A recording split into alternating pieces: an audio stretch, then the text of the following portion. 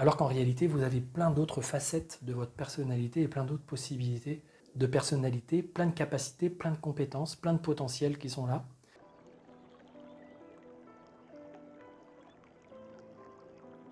La désidentification, c'est une façon de fonctionner qui est vraiment très intéressante à développer si jamais vous voulez vous sentir beaucoup plus à l'aise et beaucoup mieux avec vous-même dans cette vie et dans ce monde. Et c'est donc très important, c'est des choses qui sont travaillées avec des disciplines comme par exemple la méditation, la pleine conscience, toutes les disciplines qui permettent aussi de travailler sur un plan psycho-spirituel. Et on voit ça aussi en psychologie, on voit ça aussi dans d'autres types d'approches qui sont plus justement psychologie comportementale.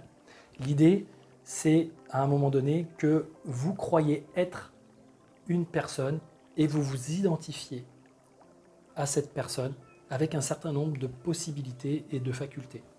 Et parfois, vous allez vous identifier à un comportement. C'est-à-dire que si, par exemple, vous êtes quelqu'un qui des fois a tendance à être colérique, ce n'est pas le cas tout le temps, vous n'êtes pas toujours colérique, mais il y a des moments où vous l'êtes, et bien il est possible que vous vous identifiez exclusivement à cette dynamique d'être colérique. Pourquoi ? Parce que vous êtes en train de rejeter cette possibilité, vous focalisez, vous préoccupez beaucoup de cette façon de fonctionner, mais aussi parce que parfois l'environnement vous renvoie des choses par rapport à ça.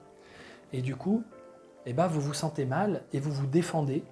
Vous n'avez pas envie d'être cette personne colérique. Vous vous dites non, je ne suis pas colérique. Je ne suis pas colérique. Dès que vous dites je suis quelque chose, vous êtes en train de vous identifier, vous êtes en train de résumer votre être, de résumer tout ce que vous êtes à un comportement, à une attitude, à une façon de penser, à un système émotionnel. Un système en fait de pensée, d'émotion et de comportement. Alors qu'en réalité, vous avez plein d'autres facettes de votre personnalité et plein d'autres possibilités de personnalité, plein de capacités, plein de compétences, plein de potentiels qui sont là et qui peuvent être mises à votre service. Vous pourriez faire plein de choses différentes, vous pourriez même être et vous comporter dans telle et telle situation dans lesquelles vous êtes habituellement colérique. Vous pourriez vous comporter d'une façon différente, mais sauf que comme vous vous identifiez à cette façon de faire, à cette façon d'être, et que vous vous résumez parfois à ça, et que des fois les autres vous résument à ça, alors dans ce cas-là, ça devient compliqué parce que c'est difficile à assumer. Alors il y a des gens qui vont totalement l'assumer en disant puisque c'est comme ça, je suis cette personne colérique et puis je m'en fiche et j'envoie tout bouler et puis c'est comme ça, prenez-moi comme je suis, moi je m'en fiche. Ou alors il y a des personnes qui vont s'en défendre, qui vont être des colériques mais passifs, qui vont être en arrière-plan, avoir de l'agressivité mais vont pas vouloir forcément l'exprimer. Ils vont dire mais non, je ne suis pas cette personne, et de temps en temps ils vont péter des câbles et ils vont essayer de ne pas être ça. Mais l'idée justement, c'est dans la dissociation, c'est justement de sortir de cette idée que vous êtes ça.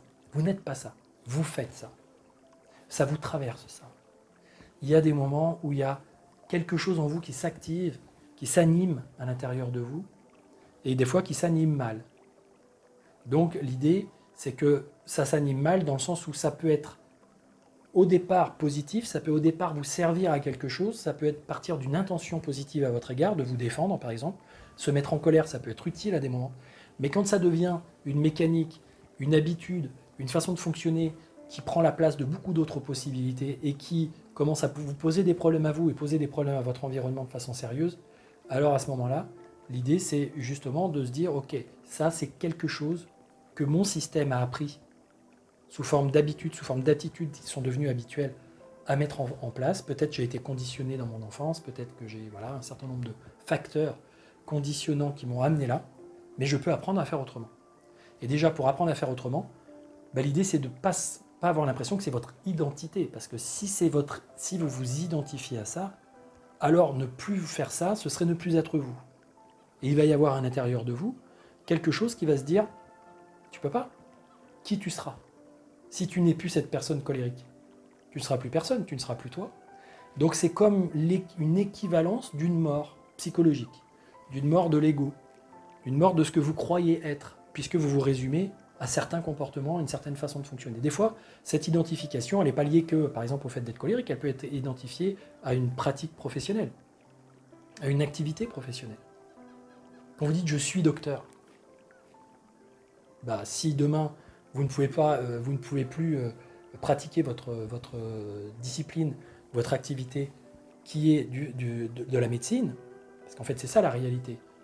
Si vous êtes docteur, c'est-à-dire vous avez acquis un titre, vous avez eu un doctorat, c'est-à-dire vous avez eu un doctorat en travaillant une certaine discipline, une certaine matière, en proposant une thèse qui fait qu'à un moment donné, on vous a dit « Ok, vous avez compris un certain nombre de choses, vous avez un certain nombre de connaissances, un certain nombre de compétences, donc on estime que vous méritez ce doctorat. » Et puis après, on en fait une identité.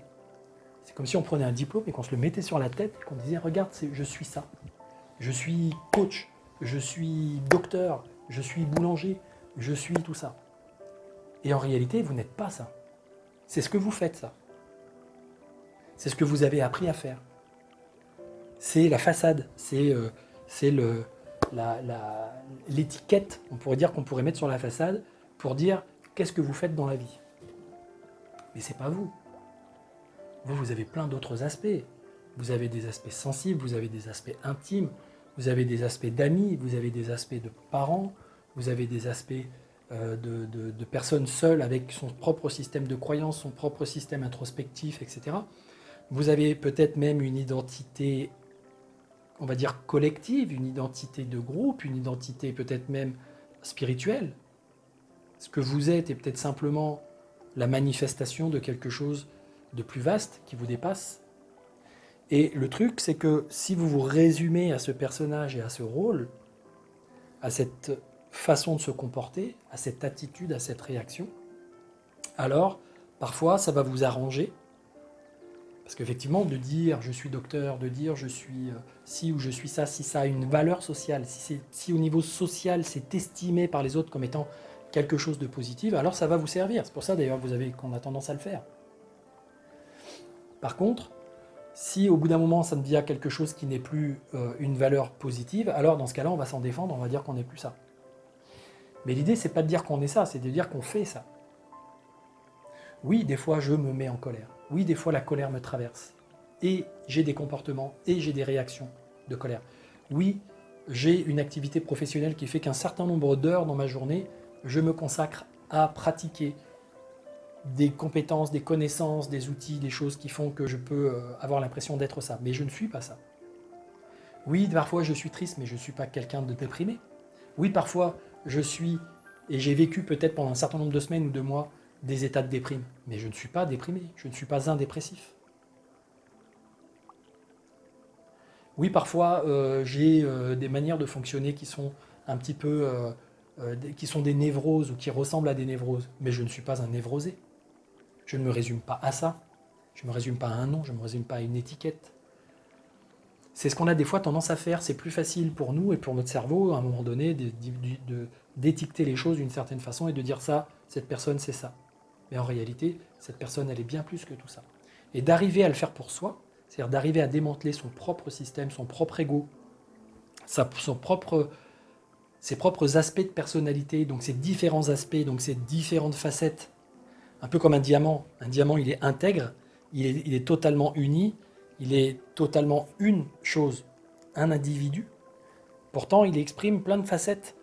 Il y a plein de types d'apparence et de lumière selon les contextes, selon ce qu'il y a en face dans l'environnement qui vont refléter des choses différentes. Et donc la personne que l'on est, c'est la même chose. Quand vous arrivez à un moment donné à vous désidentifier, à vous dire intérieurement « je ne suis pas ça, je fais ça, je ressens ça, il se passe ça à l'intérieur de moi, mon corps est traversé par telle et telle chose », alors à partir de là, vous pouvez revenir à ce qui est l'observateur de toutes ces façons de fonctionner et de toutes ces façons de faire. Et vous allez vous rendre compte que vous êtes bien plus vaste, bien plus en paix, bien plus en joie, bien plus en gratitude pour ce que vous êtes, pour qui vous êtes, au-delà de ces fameux rôles et de fameuses actions et de ces fameuses façons de faire. Quand quelqu'un vous dit vous êtes nul, non, vous n'êtes pas nul. C'est pas vous qui êtes nul. C'est qu'à un moment donné, dans une discipline précise, dans un domaine précis, vous n'êtes peut-être pas passionné, ça vous intéresse peut-être pas, peut-être que vous n'avez pas les compétences ou l'intelligence nécessaire pour bien la comprendre, bien la saisir et faire quelque chose. Mais ça ne veut pas dire que vous êtes nul, ça veut dire que vous n'avez pas un certain nombre de compétences ou de capacités. Pour les enfants à l'école, c'est exactement la même chose. Quand on leur dit tu es comme ci ou tu es comme ça, tu es le premier de la classe, ben non. Premier de la classe par rapport à quoi? Par rapport à des notes sur certaines discipline sur certaines matières, ce sont que des ensembles de critères. Mais cet enfant, peut-être, a une forme d'intelligence qui convient par rapport au système scolaire, mais pour autant, il y en a peut-être un autre qui est sous-évalué ou qui n'est pas mis en valeur parce que le système scolaire ne le met pas en valeur, alors qu'à l'intérieur de lui, il a aussi beaucoup de richesses, beaucoup de connaissances, beaucoup de compétences, beaucoup de choses qui vont se révéler dans d'autres domaines de sa vie et qui se révèlent peut-être déjà dans d'autres domaines de la vie. Parce qu'il y a des gens qui sont très bons, par exemple, et on va dire c'est le premier de la classe à l'école, quand il est vraiment dans la classe et qu'on regarde son carnet de notes, mais quand on va dans la cour de récréation, c'est pas forcément celui qui s'en sort le mieux, qui est le plus heureux, qui est le plus épanoui, qui a le plus d'amis, qui est le plus leader, qui propose des choses qui sont bénéfiques pour les autres. Parfois, c'est pas le cas. Ça peut, hein, mais c'est pas forcément le cas.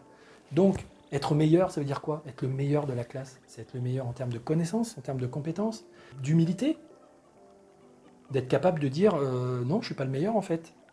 J'ai compris des choses, j'ai réussi certains devoirs, j'ai eu certaines notes. Peut-être aussi parfois parce que le professeur m'aime bien et qu'il a favorisé mes notes à moi que celles d'un autre. Mais en réalité, lui, il est aussi bien, il est bon, il a plein de qualités, elle a plein aussi de qualités. Lui, il est très créatif, elle est très kinesthésique, elle est très câline, lui, il est très sensible. En fait, en réalité, voilà, l'idée, c'est qu'il y a des qualités, il y a des compétences, il y a des connaissances, il y a des façons d'agir, il y a des attitudes, mais ce n'est pas ce que l'on est. Donc attention à ce à quoi vous vous identifiez. Et faire cet exercice de désidentification, c'est sûr que pour l'ego, pour le mental ego qui veut créer, qui veut forger une personnalité, c'est compliqué, parce que ça donne l'impression que si je me désidentifie, j'ai plus d'identité. Alors qu'en réalité, mon identité, elle est bien plus vaste que l'ensemble de ses connaissances ou de ses compétences ou de ses façons de réagir à l'instant T ou qui ont eu lieu jusqu'à présent dans ma vie. Un jour, je peux devenir autrement. Un jour, je peux apprendre à faire autrement. Un jour, je peux réagir et être une personne qui fonctionnera différemment. C'est de sortir de ça. Moi, le jour où j'ai découvert ça, j'avais autour de moi, j'ai toujours l'impression de bagarrer avec des gens qui me disaient « Oui, mais t'es égoïste ». Celui qui avait besoin que je lui rende service et que je lui rendais pas service parce que j'avais envie de faire autre chose, qui me disait « T'es égoïste ». Celui qui trouvait que l'humour que je faisais ne lui convenait pas parce que des fois c'était à ses dépens, il me disait « T'es pas drôle ». Alors que l'autre qui trouvait que, au contraire, ça lui faisait bien rire quand je parlais de cette personne, elle disait « Ah, mais t'es drôle ». Et puis l'autre disait ça, puis on me disait « Bah, t'es drôle, t'es pas drôle, t'es intelligent, t'es pas intelligent, t'es un peu con, mais non, t'es pas con, t'es beau, mais non, t'es pas beau, t'es ci, t'es ça, t'es pas ça, t'es ci, t'es comme ci ». Et au bout d'un moment, on a l'impression qu'on peut péter des câbles. Donc au bout d'un moment, je me suis désidentifié de tout ça. Je me suis dit, en fait, je ne suis pas tout ça. Je peux à la fois faire ça, toutes ces choses, mais je suis à la fois pas tout ça. Et à partir de là, ça m'a permis de prendre un sacré recul et d'être beaucoup plus à l'aise avec les points de vue des uns et des autres. Et les reflets, et les effets miroirs, et les projections des uns et des autres sur moi. Ce qui m'a permis d'être moins en réaction et moins en instinct de survie et de défendre mon identité. Mon identité. C'est-à-dire mon nid dans lequel il y a différents types d'entités qui me composent, de ce que je peux être. Le bon, le méchant, le gentil, l'intelligent, le rêveur, le sage, l'homme d'affaires, le créatif, le ci, le ça. Voilà, tout ça, ce sont des facettes, ce sont des personnages, ce sont des façons de fonctionner. Mais ce n'est pas ce que je suis. Ce que je suis est bien plus vaste, a bien plus de possibilités, de potentialités, et ça devient. Ça devient. Ce que je suis, ça devient quelque chose toujours, par l'apprentissage, etc. C'est jamais figé. C'est jamais fini. C'est infini. Infini, ça veut dire que ça ne se finit jamais. C'est éternel. Éternel, ça veut dire que ce n'est pas quelque chose qui est figé, qui dure dans le temps éternellement. C'est un instant présent qui se recrée et qui se réalise et qui se refait et qui se réinvente en permanence.